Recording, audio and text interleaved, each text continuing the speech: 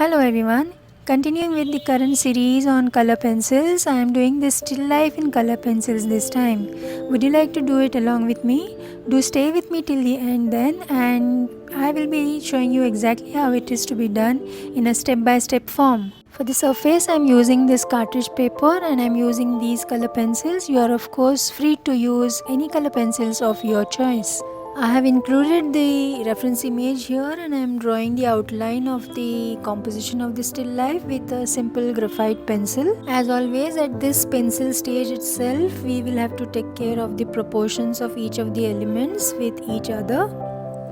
The finer details can be taken care during the later stage of coloring and shading, but the composition and proportions will have to be taken care at this stage. And so let us proceed to complete the outline.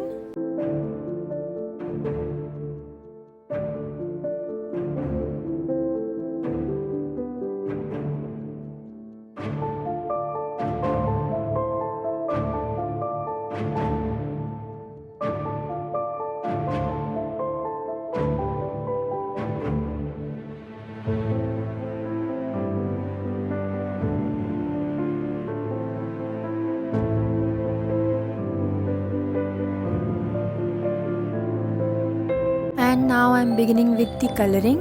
As always, I'll be working in layers, that is, I'll be having subsequent layers wherein starting from light to the dark is how I'll be working on. The initial layers will be light, moving on towards darker shades here and there, and I'll be working also in strokes, as these are pencils, color pencils that I'm working on, and so the work will be in pencil strokes, of course, oblique strokes mainly, and also in other directions. Also, I'm going to maintain the sketchy look throughout, even in the ultimate image, and so I'm not going to use any blending with paper stumps or tissues or earbuds or anything. And since I want to maintain the sketchy look, I am going to keep the strokes of the pencils looking intact as they are. I am not going to erase them, I am not going to blend them at all. While doing this, we'll have to keep an eye on the highlights, because so that we can keep the paper white in that area intact.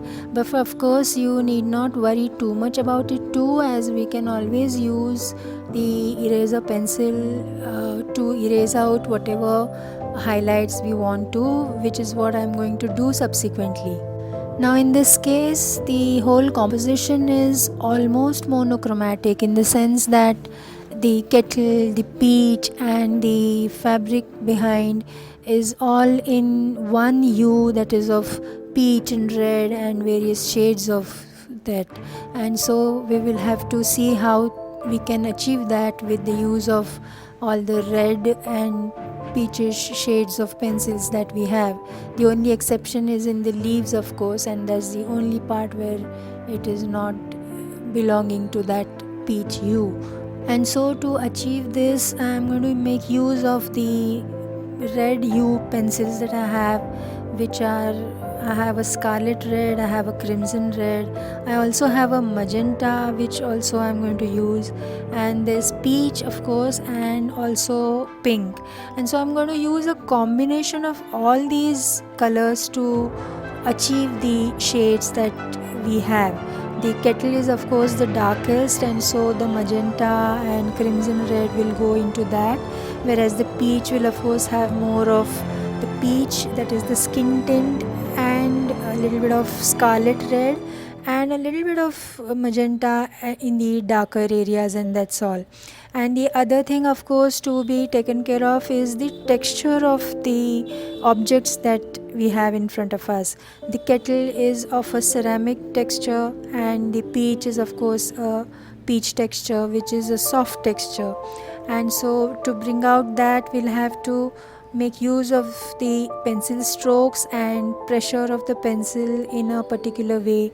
For the peach, of course, we'll have to use very light pressures, and the edges will have to be softer so as to give a softer feel, whereas the kettle has a hard material of ceramic, and so that can have different strokes, sort of harder strokes and darker shades, of course.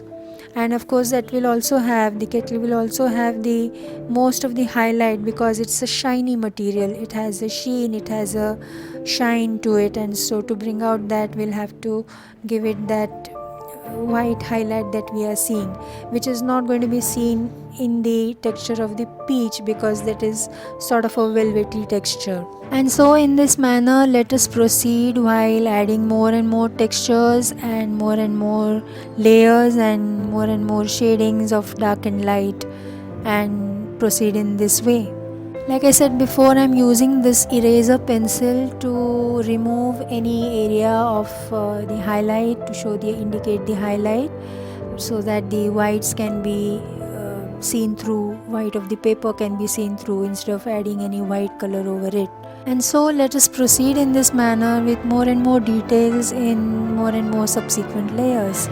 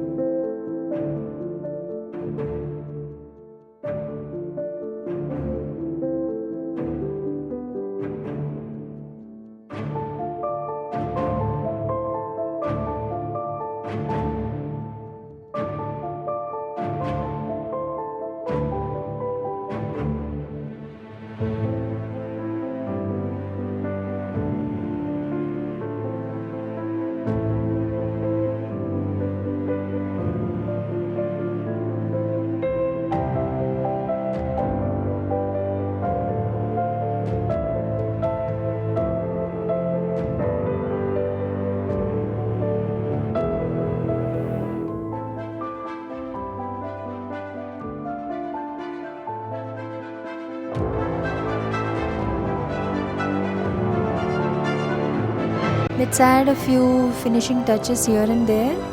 And so our sketch is ready. How did you like it?